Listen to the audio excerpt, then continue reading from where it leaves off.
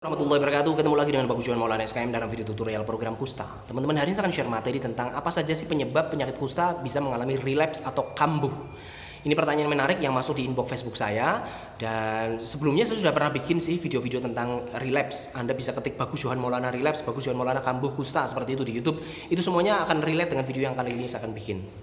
Oke, sebelum masuk ke inti materi, penyebab penyakit kusta itu bisa relapse, kita bahas lagi, kita ingatkan lagi definisi relapse. Relapse dalam penyakit kusta, seseorang disebut relapse atau kambuh jika pasien tersebut sudah RFT, sudah diberikan status RFT atau release from treatment. Itu artinya bebas dari pengobatan.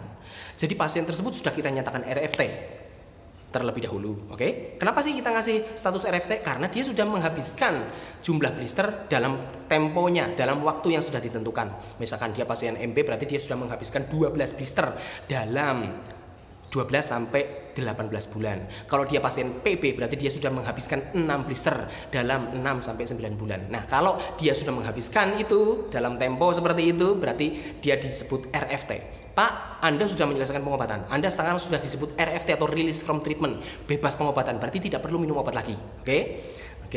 Pasien ini sudah RFT.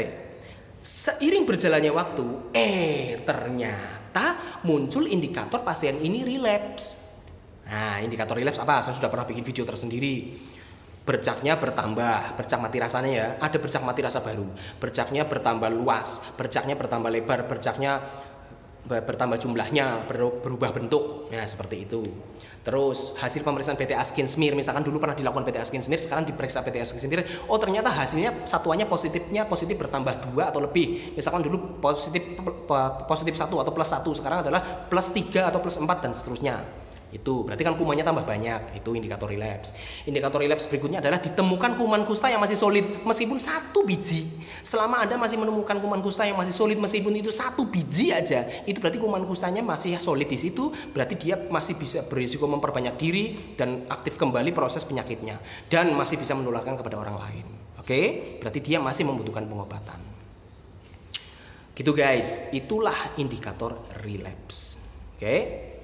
Jadi kembali lagi, definisi pasien disebut relapse adalah dia sudah dinyatakan RFT, lalu sekarang muncul indikator relapse.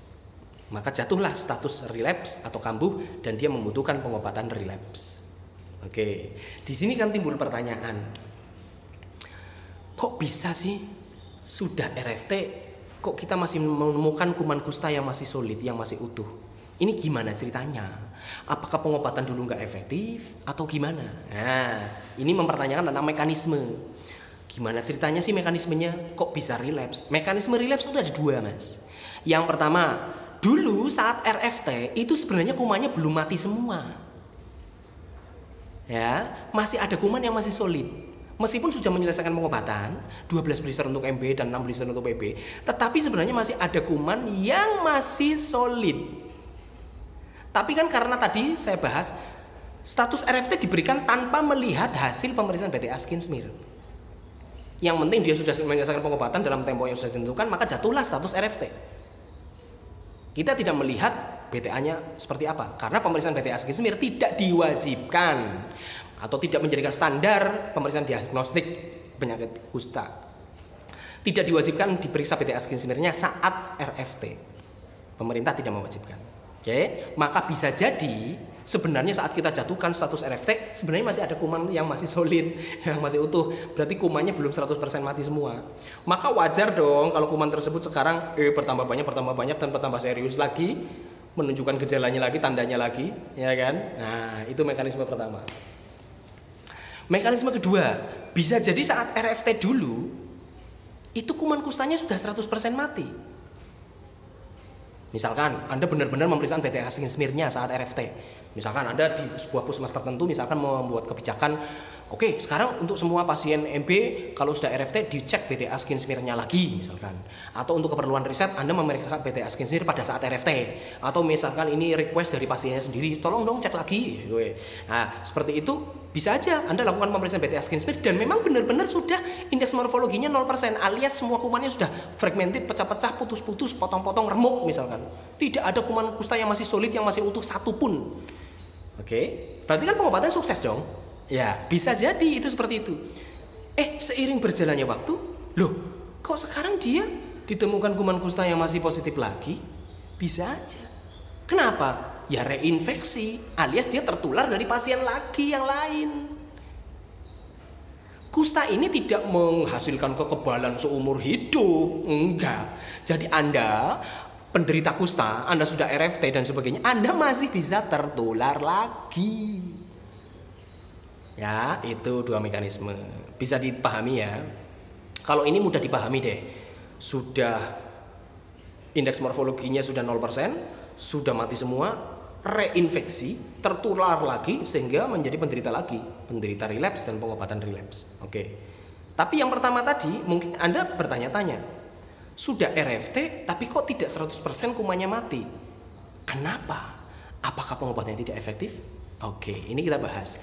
Mengapa orang yang sudah minum obat 12 blister untuk MB dan 6 blister untuk PP sudah patuh berobat, sudah sesuai waktunya, tidak molor-molor, kok tidak sukses pengobatannya, tidak membunuh kuman kusta 100%? Apa sih penyebabnya? Yang pertama, tidak mematuhi waktu kapan minum obat.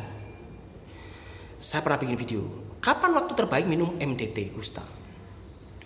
Kapan di situ? Saya bilang dalam kondisi perutnya kosong, alias lambungnya ini dalam kondisi asam.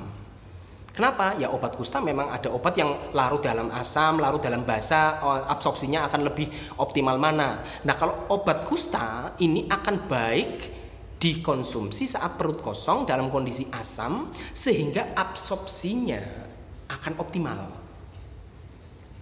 Kalau Anda nggak nurut aturan main ini, saya dulu kan malah bilang, saya kalau minum sebelum makan perutnya mual, ya udah geser sebelum tidur tapi perutnya kosong, sehingga kalau mual dibawa tidur aja, kan gitu kan? Nah kalau kayak itu masih mual, pusing dan sebagainya gimana? Mau nggak mau terpaksa Anda harus minum dalam kondisi perutnya ada isinya alias basah. Tetapi kan saya wanti-wanti di situ, wanti-wanti loh. Ada risiko kurang optimalnya penyerapan, ya kan? Nah kalau kurang optimalnya penyerapan, apa akibatnya? Maka konsentrasi atau zat berapa miligram yang sudah didesain oleh ahli farmasi, Anda kalau minum ini dalam kondisi perutnya kosong alias asam, maka akan diserap oleh usus, lalu di dalam darah Anda akan beredar obat tersebut sekian gram. Nah ini jumlah sekian gram ini ampuh untuk membunuh kuman kusta. Kan gitu desainnya. Tapi gara-gara Anda tidak mematuhi kapan waktu minum obat yang baik, misalkan Anda minumnya adalah dalam kondisi perutnya ada isinya atau basah, sehingga absorpsinya di dalam usus kurang maksimal, sehingga tercipta berapa miligram di dalam darah itu kurang. Nah kalau dosisnya kurang di dalam darahnya, maka ya kurang ampuh juga untuk membunuh kuman kusta. Maka wajar dong kalau kuman kustanya tadi ternyata nggak mati semua. Oke, satu itu ya, hati-hati mengenai kapan waktu minum obat. Ada risikonya. Yang kedua, kenapa sih sudah minum obat nurut kok masih saja kumannya masih belum mati semua? Yaitu karena Anda tidak mematuhi waktu keteraturan minum obat. Keteraturannya, misalkan bolong-bolong. Entah itu karena lupa, karena ketinggalan, karena stoknya lagi kosong dan sebagainya. Konsep dari awal obat kusta MB kan 12 blister. Ini harus diminum dalam waktu 12 sampai 18 bulan. Oke, memang ada rentang waktunya nih. Artinya tidak harus setiap bulan minum kan. Misalkan ada jeda-jeda kosongnya boleh kan. Ya, ini secara teori ya. Obat ini 12 blister boleh diminum dalam tempo 12 sampai 18 bulan untuk MB. Untuk PB 6 blister ini bisa diminum 6 sampai 9 bulan. Oke. Tetapi ini bukan berarti akan disepelekan oleh Anda, lalu ya sudahlah, kan bolong-bolong juga nggak apa-apa, kan saya minum masih ada rentang waktu. Untuk pasien MB berarti saya 06 bulan juga nggak apa-apa, untuk pasien PB saya 03 bulan juga nggak apa-apa. Tapi bukan berarti untuk disepelekan seperti itu.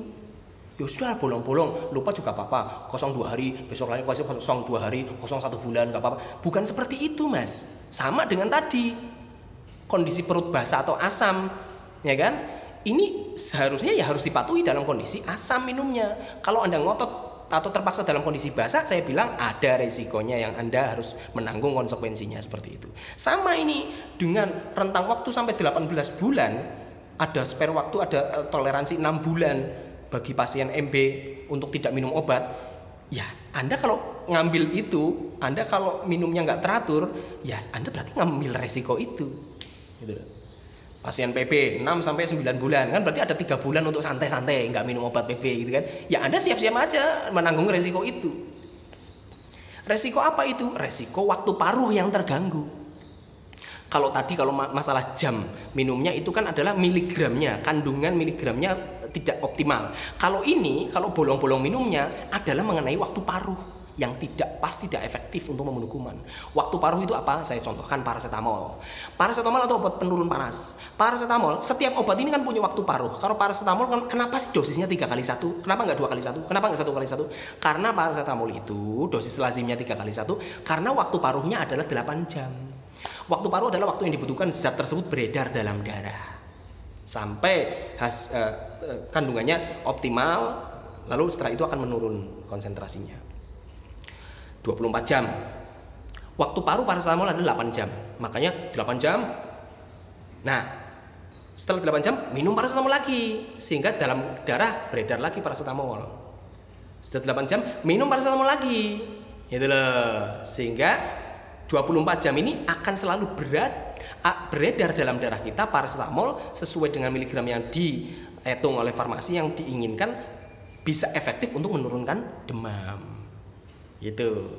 Sama dengan MDT, ini ada waktu paruhnya. Mengapa sih ada dosis yang diminum bulanan, ada yang dosis yang diminum setiap hari, ada yang selang-seling seperti itu? Itu sudah ada aturan mainnya. Ada perhitungan waktu paruh.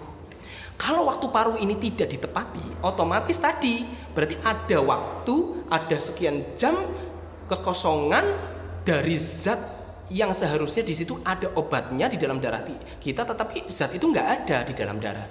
Yang seharusnya dosis itu pas untuk menghantam kuman sampai mati 100%, tapi karena ada jedanya, kumannya ini nggak mati, cuman pingsan doang, itu ibaratnya seperti itu, kuat lagi gimana? Maka wajar kalau Anda tidak menaati keteraturan minum obat, maka akibatnya adalah kumannya tidak 100% mati. Nah, itulah mengapa bisa timbul relapse dari situ. Ada lagi penyebab yang ketiga. Kenapa sih kita sudah minum obat, mematuhi aturan mainnya kok masih saja bisa relapse, kumannya masih tidak 100% kuman mati, kenapa? Ya itu obat tersebut dari segi obatnya, obat ini tidak memenuhi standar kefarmasian. Maksudnya gimana? Kan dia keluaran pabrik. Oh ya, oke. Kalau keluaran pabrik kita sudah anggaplah ini sudah standar kefarmasian.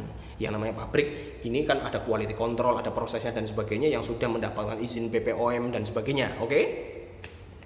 Nah, tetapi mungkin proses-proses setelah itu, proses distribusinya, penyimpanannya, kemasannya rusak atau tidak, ya, dari mulai keluar dari pabrik farmasi, PBF, Perusahaan Besar Farmasi, ke distributor misalnya ke gudang obat Kemenkes ke gudang obat Dinas Kesehatan Provinsi, terus ke kabupaten, terus ke puskesmas, terus ke tangan Anda. Ini kan sebuah rantai pasok yang memungkinkan terjadinya penyimpanan yang tidak standar kefarmasian. Nyimpan obat itu standarnya gimana sih? Kamu tahu instalasi farmasi klinik Monas, klinik saya itu AC-nya nyala 24 jam. Ya karena obat itu harus disimpan di tempat dingin seperti itu standarnya. Tapi tadi yang saya sebutkan dari hulu ke hilir, apa iya disimpan seperti itu? Apa iya suhunya selalu terjaga? Apa iya pengirimannya itu tidak mengakibatkan seal atau bungkusnya rusak sehingga kontak dengan udara? Nah, kalau cara penyimpanannya, cara distribusinya, cara menjaga suhunya tidak pas, otomatis akan mempengaruhi mutu obat tersebut. Yang seharusnya bermutu, tapi gara-gara mengalami sebuah perlakuan-perlakuan yang tidak standar farmasi, akhirnya mutunya berkurang. Kalau mutunya berkurang, otomatis setelah diminum, meskipun sudah minumnya tepat waktu dan sudah teratur, tetap saja karena kualitas obatnya sudah jelek, maka tidak optimal untuk membunuh kuman. Makanya tidak 100% kumannya mati meskipun dia minum obat sesuai dengan aturan. Paham ya? Itulah mengapa terjadinya kasus relapse. Semoga Anda bisa aware, bisa hati-hati, pasien-pasien semuanya bisa menaati aturan minum, kapan minum obatnya, ya, dan juga hati-hati bagaimana sih menyimpan blister obat Anda di dalam rumah. Kalau di dalam rumah sih gimana? Di dalam rumah, kalau sudah obatnya nyampe rumah nih, bukan berarti saya harus memaksa Anda memasukkan ke dalam kulkas, nggak seperti itu. Kalau di dalam rumah, simpan obat tersebut di tempat yang kering. Oke, suhu kamar boleh, nggak harus Anda beli AC. Ya syukur-syukur Anda punya AC nggak apa-apa. Tapi kalau obat ini posisinya sudah di rumah, yang penting tempatnya kering, tidak basah, maksudnya jangan terjangkau anak-anak, barangkali buat mainan akhirnya rusak kemasannya dan sebagainya seperti itu. Tetapi obat ini jangan sampai terpapar sinar matahari. Nah ini kayak gini, terpapar sinar matahari nanti bisa lengket, nanti pembungkusnya lampren itu juga bisa melunak, akhirnya bisa pecah seperti itu. Jadi jangan kena sinar matahari seperti ini ya. Ini melalui jendela aja kayak gini, meskipun ada kaca riben aja jangan sampai seperti ini, apalagi sinar matahari langsung terpapar, nggak boleh. Jadi tempatkan di tempat yang tidak terkena sinar matahari, baik langsung ataupun tidak langsung. Kalau sudah di rumah posisinya seperti itu boleh. Makanya pengobatan itu 1 bulan harus ngambil, 1 bulan harus ngambil. Kalau Anda ngambil obat langsung 3 bulan. Nah, karena tadi dikasih jatah untuk waktu untuk menyimpan di rumah dengan suhu kamar itu hanya 1 bulan kan. Nah, ini Anda langsung minta 3, ini diminum. Nah, ini nunggu 2 bulan, ini 3 bulan. Nah, ini nunggu 3 bulan ini bisa aja udah rusak karena suhunya sudah tidak dingin. Tapi kalau posisinya masih di puskesmas, kan ruangan ber AC terus di instalasi farmasi. Itu sesuai standarnya seperti itu. Hati-hati Mas. Terima kasih. Assalamualaikum.